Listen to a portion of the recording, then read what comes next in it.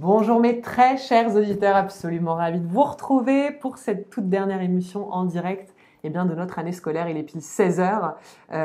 Nous sommes le 27 juillet. Aujourd'hui se déroulera d'ailleurs un événement d'éclipse, je crois assez important, en même temps qu'une pleine lune. Donc je crois que c'est une journée assez vibrante. D'ailleurs c'est la Saint-Nathalie, alors j'en profite pour souhaiter la fête à toutes les Nathalie qui nous écoutent. Aujourd'hui on a l'immense plaisir pour cette émission événement de retrouver un chercheur de trésors, je crois que c'est vraiment le terme qui peut lui convenir. Un chercheur aussi en bonheur qui a produit un film, C'est quoi le bonheur pour vous? Justement, parler de la grande tournée qui s'est déroulée pour projeter ce film un peu partout. Et voilà, et aussi un chercheur d'une nouvelle forme d'éducation positive, un vrai précurseur d'ailleurs, qui nous amène beaucoup d'éléments et beaucoup d'événements, notamment celui dont on va parler, le 4e festival pour l'école de la vie. Je suis ravie de retrouver un ami, Julien Perron. Ça va, Julien? Ça va bien, merci. Et toi, Nathalie? Ça va super bien. Je suis très content à chaque fois de revenir ici. C'est vrai qu'on a presque du mal à démarrer l'émission, on a plein de choses à se raconter, et puis je crois que nos agendas se remplissent de plus en plus avec des choses qui nous passionnent et dans lesquelles on se sent utile. Et je crois que c'est un peu un des objectifs de cette existence.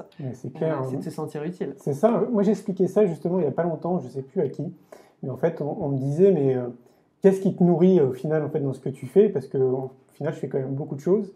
Et je disais que l'un de mes moteurs ou l'essence, c'était justement le feedback de tout ce que ça pouvait apporter en gros de positif sur notre planète.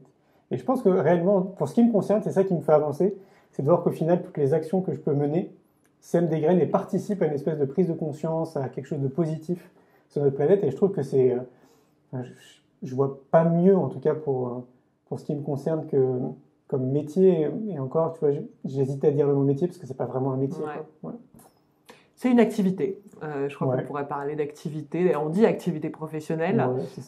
C'est compliqué. C'est surtout le mot travail qui est même étymologiquement un peu lourd. La torture, la souffrance. On est beaucoup éduqués en nous disant, tu sais, il va falloir un moment que tu reviennes dans la réalité parce que tes rêves, t'es bien mignon, mais tu peux les mettre de côté. Et je crois qu'on a vécu aussi ce parcours de transformation, de transcendance, de dire, attends, qui m'empêche de rêver dans cette vie-là?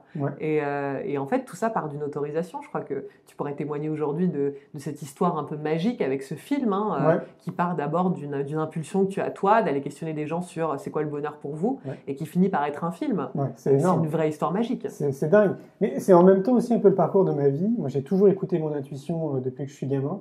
Et je trouve que c'est notre meilleur outil ou notre meilleur guide en fait dans notre vie. Je dis pas que c'est simple de l'écouter, mais par contre c'est bon d'y prêter attention et d'essayer un peu de s'exercer au final. Comme on fait des pompes par exemple tous les jours pour prendre un peu de musculature, on pourrait très bien s'entraîner à écouter de plus en plus notre intuition, un peu comme un muscle. Complètement. Et je pense que j'ai eu cette qualité ou ce don, on appelle ça comme on veut, mais d'écouter ça. T'as un bodybuildé de l'intuition en fait. Peut-être, c'est un peu ça. Et ce truc-là s'est présenté donc de manière très intuitive, et donc je l'ai écouté. Et il y avait quelque chose quand même en moi depuis tout petit où j'adorais aller au cinéma très régulièrement, et je me disais un jour, mais si un jour je pouvais faire un film qui inspire les gens, ça serait magique. Mais tout ça, tu sais, ça passe dans ta tête, puis après voilà, c'est terminé quoi. Et au final, je me suis aperçu qu'avec un budget qui était ridicule, qu'on pouvait réaliser un film qui fasse plus de 350 salles de cinéma, qui a déjà plus de 300 000 spectateurs qui ont vu le film, une fois de plus, tout seul et quasiment sans budget quoi.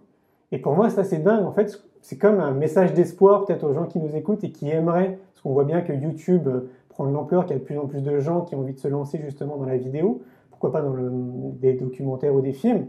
Et je me rends compte qu'en réalité c'est possible, quand on peut faire un film avec très peu de moyens et en même temps réussir en fait à faire une sortie quasi nationale et même internationale, puisqu'il est diffusé en Suisse, en Belgique, au Canada, en Thaïlande, dans plein d'autres pays que j'oublie. Et tout ça avec juste en écoutant finalement son intuition quoi. Donc je suis sûr qu'il y a des gens qui nous écoutent pour qui ça parle quoi. Ils vont se dire putain, moi j'aimerais bien à un moment donné aussi me lancer et créer un film. Vraiment c'est possible. Moi je suis pas réalisateur, je suis pas producteur de films. J'ai créé une agence de communication il y a maintenant 15 ans. Donc je suis plutôt un entrepreneur, mais j'aurais jamais cru un jour que ça serait possible. Et je te disais tout à l'heure, c'était hier matin, je discutais avec le secrétaire général du Festival international du film de Marrakech, qui est en train d'étudier la candidature. Je trouve ça énorme. Oui, c'est déjà un cadeau en fait d'étudier la candidature d'un film qui est produit avec finalement à la fois les moyens du bord, mais c'est pas une manière de le rendre moins important. C'est au contraire, c'est une manière de dire aux gens, en fait, n'attendez pas d'avoir de gros moyens, forcément une ambition sans limite. Non, avec du courage, une détermination aussi. Je crois qu'il y a un peu cette notion-là avec nos rêves de rien lâcher non plus. C'est pas parce qu'il y a une première porte qui se ferme qu'on va juste décider de pas passer par la fenêtre. En fait, et ça c'est intéressant aussi. Il y a beaucoup de gens qui sont freinés parce que ils se lancent dans un rêve et puis au début ils ont voilà, un premier refus et donc du coup ils s'arrêtent là en se disant bon bah tant pis, c'est que ça ne va pas se faire comme ça. C'est vrai. Est-ce que ça tu peux témoigner et dire en fait il faut pas s'arrêter là, c'est pas parce que au début tout ne s'ouvre pas dès le départ que ça veut dire que le projet part mal. En fait ça donne presque un tremplin, une envie encore plus importante. Complètement, et c'est d'ailleurs le cas de beaucoup de thérapeutes. Pour faire un parallèle avec les thérapeutes, il y a beaucoup de thérapeutes qui se lancent à un moment donné dans leur vie. Moi ce que j'ai remarqué, c'est arrivé vers 50 ans globalement. Ils lancent leur activité, ils se reconvertissent, ils deviennent professionnels du bien-être, peu importe ce que c'est.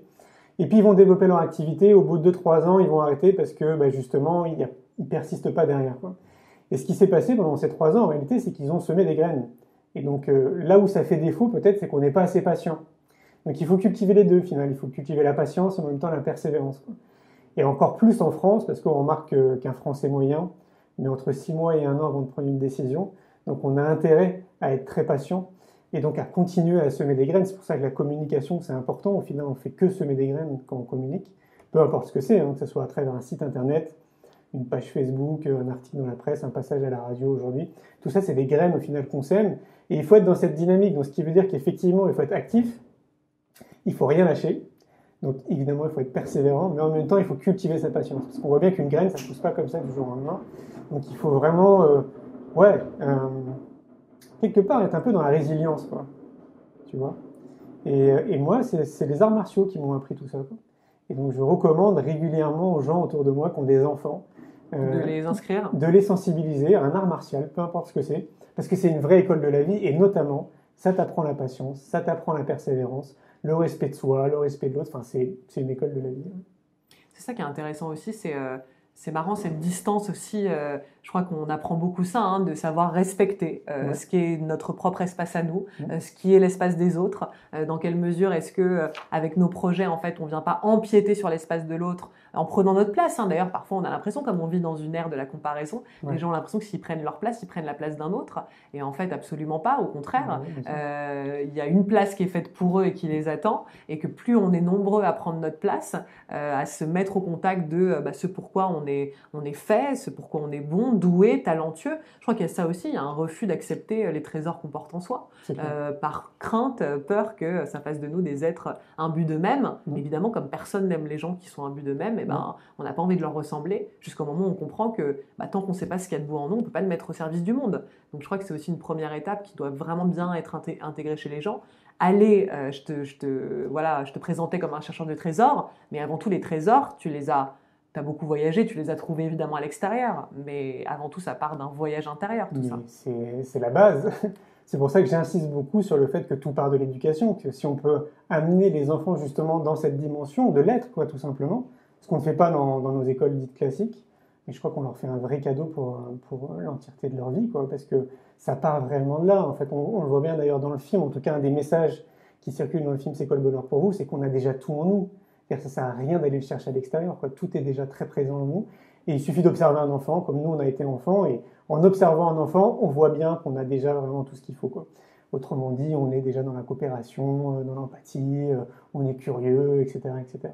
Et tout ça, ça s'effiloche au fur et à mesure de notre propre éducation. Alors ça passe par l'école, par nos parents, par la culture dans laquelle on vit, par le pays dans lequel aussi on est. C'est multifactoriel évidemment, mais déjà de s'apercevoir que tout part de là, c'est déjà pas mal pour les parents qui nous écoutent. Je dis pas que c'est simple après d'aller dans cette dimension, mais peut-être que si ça peut semer une graine et que ça peut les amener à réfléchir, et pourquoi pas aller au festival pour l'école de la vie notamment, ça leur permettra justement de voir le champ des possibles et qu'ils ne sont surtout pas seuls dans leur réflexion, parce que je le vois bien, ce qui ressort très souvent, c'est que les parents disent c'est génial d'avoir un enfant, mais on n'a pas appris à être parent, Tu vois, il n'y a pas une formation pour être parent, il y a une formation pour être thérapeute, il y a une formation pour être pompier, mais il n'y a pas une formation pour être parent.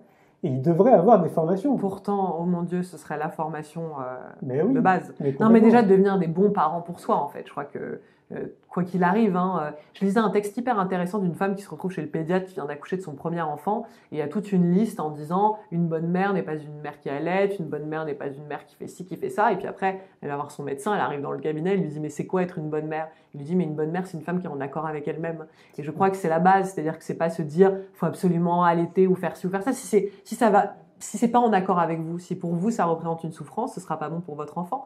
Et je crois que on devient de bons parents, j'imagine, en étant d'abord des bons êtres humains pour soi.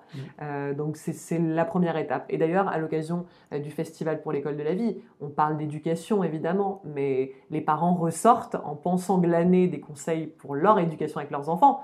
Et souvent, ce qui se passe, c'est qu'ils ressortent avec des envies de transformation pour eux. Est-ce que tu l'as saisi et remarqué? Ouais. Bien sûr, ils repartent avec des outils. On le voit bien d'ailleurs, c'est assez sympa, hein, sur les vidéos, les photos qu'on prend, on voit bien que les gens prennent énormément de notes. Donc c'est un peu comme une formation accélérée sur 3 jours, hein, au final, hein, que ce soit pour les enfants ou pour les parents ou pour les enseignants d'ailleurs. Et c'est vrai que c'est pour les feedbacks qu'on peut avoir le festival, parce qu'on envoie toujours un petit questionnaire pour essayer d'améliorer le festival d'année en année. Et ce qui ressort beaucoup, c'est, bon, évidemment merci, mais c'est le fait d'être reparti avec des outils, des choses en fait qu'ils ne soupçonnaient pas, des idées qu'ils n'avaient vraiment pas du tout imaginées et qui vont probablement les amener justement à agrandir leur champ et peut-être aller se renseigner sur d'autres choses, aller voir peut-être d'autres conférenciers après, lire des bouquins, etc. Donc en gros, on en revient toujours à mon idée motrice de base depuis 15 ans, c'est de semer des graines. Et donc ça sème des graines, ça sème même beaucoup plus de graines que ça, parce qu'on s'est aperçu en 4 ans, pour ceux qui nous le disent, qu'il y a plus de 300 écoles alternatives qui sont créées. On a créé un réseau qui s'appelle le réseau des écoles alternatives, qui répertorie les écoles sur le territoire français, pour ceux qui nous tiennent au courant. Et depuis 4 ans, il y a à peu près 300 écoles qui se sont créées grâce au festival. Donc ce qui veut dire qu'il y a sûrement plein d'autres initiatives derrière, peut-être des reconversions professionnelles, peut-être des gens qui vont construire des projets aussi ensemble. Donc c'est au-delà du fait qu'on vienne apprendre des choses, pour moi c'est une espèce de vivier de rencontres pendant 3 jours, de personnes qui sont un peu comme toi et moi, enfin qui ont des valeurs communes, qui sont déjà proactifs, soit ont envie d'être proactifs mais ne savent pas trop comment faire. Et donc du coup ils rencontrent des gens sur place qui vont peut-être leur permettre d'aller un peu plus loin que dans leur réflexion. Et donc pour moi, c'est comme si c'était un cadeau pour toutes ces personnes qui sont isolées dans leur réflexion, dans leurs valeurs, qui n'ont pas forcément un entourage avec lesquels ils peuvent parler de tout ça. Et d'un coup, on est tous là pendant 3 jours, on est 15 000 personnes cette année. C'est gigantesque. Incroyable. Donc on n'a même pas donné les dates, hein. Ça se tiendra là du 21 au 23 septembre prochain, donc n'hésitez pas à réserver votre week-end pour être présent. C'est dans un lieu assez magique aussi, assez mystique, hein, dans lequel se sont déroulées, je crois, toutes les éditions de ce festival. Hein, pour les 3 dernières, la première était dans le Larzac, on était sur un plateau, et là les 3 dernières depuis, c'est au château de Flaujac précisément, à Montpellier, qui est un château qui est classé au patrimoine, qui est magnifique. On est en pleine nature, on est sous le soleil de Montpellier, il y a une forêt de bambou à l'intérieur, il y a des arbres de partout, enfin on est entouré de nature, on voit bien qu'en plus la nature nous apaise, donc ça fait beaucoup de bien, on n'est pas dans une salle fermée comme dans les salons un peu classiques, quoi. Donc du 21 au 23 septembre, ça représente un week-end. Un week-end pour venir évidemment avec sa famille, hein, si on le souhaite. Les parents peuvent venir avec des enfants. Le lieu est conçu pour, il y a beaucoup d'activités. Et d'ailleurs, il y a une vraie liberté. Hein. On en avait un petit peu parlé à l'occasion de notre dernière émission, mais on sent les enfants libres, les parents confiants. Ce qu'on voit pas forcément dans beaucoup d'autres contextes. C'est-à-dire, les enfants peuvent jouer librement. Il n'y a pas de parents hyper angoissés, inquiets de plus avoir l'œil exactement sur leurs enfants. Donc ça donne aussi une ambiance, une texture, je trouve, assez agréable, où chacun reprend un peu sa liberté et chacun se fait confiance aussi. Je crois que c'est une grande règle d'éducation, ça, de pouvoir transmettre déjà une confiance en soi à son enfant, une confiance tout court. Quand on a confiance en soi, en général, on a confiance en la vie. Mais c'est un petit peu ce que les intervenants vont transmettre aussi, c'est apprenez à offrir l'amour et la confiance aux enfants que vous mettez au monde. C'est clair. On ne dit pas que c'est simple, une fois de plus, mais c'est un vrai parcours, parce que comme on n'est pas réellement conditionné à tout ça, il faut se déconditionner. Mais c'est vrai que c'est ce qui transpire notamment du festival, c'est vraiment très agréable. Moi, je pense que c'est tellement multifactoriel le succès de ce festival, qu'effectivement, déjà, le lieu en lui-même, je crois que énergétiquement, pour ceux qui sont sensibles à tout ça, on sent bien qu'il y a un truc sur place. On se sent vraiment apaisé, on se sent vraiment bien. Les propriétaires du domaine aussi participent pour beaucoup, parce qu'on partage évidemment beaucoup de valeurs communes. Ils sont dans le partage, ils sont dans la coopération, ils sont dans l'idée de transmettre, ils sont dans l'amour, ils sont dans toutes ces dimensions. Et là, ils viennent d'installer un terrain en permaculture derrière leur château, et je trouve ça Ok. génial, tu vois, ils se réapproprient la terre aussi de manière un peu saine. Et donc c'est un jeune garçon qui s'est installé et qui développe tout ce terrain de permaculture et qui sensibilise le public justement à la permaculture. Du coup, on va sensibiliser Génial. les enfants cette année sur place à la permaculture, donc ils vont mettre la main dans la terre, Donc on va etc. apprendre à Complètement, à à cultiver. cultiver en permaculture. Exactement, ouais. Ça, c'est génial. Mais oui, c'est ça. Oui. Donc si on peut avoir peut-être un petit avant-goût de ce qui va se dérouler tout au long de ce week-end, qu'est-ce qui te vient, je sais pas, un intervenant, un sujet, un... Alors, des intervenants, il y en a encore beaucoup cette Ouais. année. Il y a 40 conférences, donc je ne les ai pas tous retenus, mais les plus connus, il y a Sophie Rabi qui revient cette année. Il y a Henri Joyeux qui nous fait le plaisir aussi de revenir, qui était là d'ailleurs la première année où on l'avait fait au château. Ça me fait sourire, pourquoi? Parce qu'en fait, Joyeux, il a des fausses étiquettes. Et tu sais, ces fausses étiquettes où on dit, voilà, Joyeux, il est comme ci, il est comme ça. Et la dernière fois, j'étais invité par une télé, en fait, on parlait du festival. Et il me pose cette fameuse question, pourquoi avoir invité Henri Joyeux Ah bon? à votre festival? Oui, parce que tu sais, il y a un peu de polémique autour de Joyeux la vaccination, par exemple? vaccination, etc. Et donc moi, je leur disais, vous savez, quand vous connaissez pas une personne, c'est difficile quand même de juger, quoi. Si vous vous reposez uniquement sur ce qui est médiatisé, je pense que les billes sont faussées forcément. Donc je me suis pas trop étalé là-dessus. Oui, puis c'est une question étrange, parce que de toute façon, Bah il a oui. le droit d'avoir son point de vue sur la vaccination, et je vois pas ce Complètement. que ça dérange si vous avez un point de vue différent. Au Exactement. contraire, c'est une grande règle de vie, on a chacun sa vérité. C'est ça. Mais il y a beaucoup de choses à dire sur la vaccination, sinon, Oui, au-delà de ça. de toute façon, ouais. Donc il y a Sophie, il y a Henri Joyeux, il y a Leïla Desmonte qui vient cette année. Ah, Ouais. communication animale. Exactement, ouais, je suis très content qu'elle vienne parce que on peut dire qu'elle est quand même une pionnière Ouais. dans ce milieu. Il y a Anne-Marie Guignard, je ne sais pas si tu la connais, mais pour moi c'est une femme qui est formidable. Moi qui suis dyslexique, elle qui était aussi dyslexique, elle a créé une méthodologie, ça fait au moins 20 ans je crois, qui s'appelle Défi 9, donc défi comme un défi, le chiffre 9. Et ça permet à n'importe qui, peu importe que tu sois dyslexique ou pas, de plus faire de fautes d'orthographe en une semaine. C'est quand même dingue. Waouh. Et ça fait une vingtaine d'années donc elle développe son activité. Elle a fait une émission avec Frédéric Lopez, tu sais, où elle était invitée, pas en terrain inconnu, mais chez lui, je crois, un truc comme ça, où il parlait de ce qu'elle faisait. 3 millions de téléspectateurs, donc quand même. Mais à chaque fois que je parle de cette personne, notamment quand je faisais les représentations au cinéma du film C'est quoi le bonheur pour vous, à chaque fois que je la cite, personne ne la connaît. Et pourtant, elle a écrit, je crois, une dizaine de livres, elle donne des conférences partout en France et dans le monde, elle est passée donc avec Frédéric Lopez, donc elle a une certaine aura en fait, si tu veux. Et donc toi non plus, visiblement, tu la connaissais pas. Bah non, mais je vais la découvrir. Et pour moi, cette personne, elle est juste merveilleuse dans le monde de l'éducation, et c'est pas la seule. Et donc du coup, c'est dans ces 40 conférenciers qui vont intervenir, chacun sur une thématique différente, ce sont toutes et tous des personnes qui sont un peu dans le même profil qu'Anne-Marie Guignard, c'est-à-dire des gens qui sont connus dans leur biosphère, moi j'appelle ça une biosphère, mais tant que les grands médias ne s'y intéressent pas, l'information n'arrive pas à nous. Et donc, c'est des professionnels qui ont mis en place des méthodologies qui sont soit validées par les scientifiques, soit reconnues de leur pairs, etc. Mais des choses très sérieuses et qui fonctionnent, quoi. À côté de ça, il y a des animations, il y a des spectacles, il y a des concerts. C'est un festival, donc on est là aussi pour s'amuser, évidemment, quoi. Oh, c'était bien ce groupe de musique là, Alchimix. Ah, c'était génial. Ouais. Ah, ça c'est incroyable. C'est vrai. Ouais. Franchement, ces trois mecs là, c'est dément ce qu'ils font. Taper Alchimix. Moi, à l'époque où je les avais découverts, c'était au dernier festival. J'avais pas trouvé beaucoup d'infos sur eux sur internet, mais je pense que depuis, il y a eu pas mal de choses pour eux. J'ai encore vu Ils sont une affiche hyper il y a pas doués. longtemps. Ouais, Hyper doués. Puis alors complètement investis, ils sont à 4000%. Dès qu'ils commencent à prendre leur instrument, bon, c'est parti, quoi.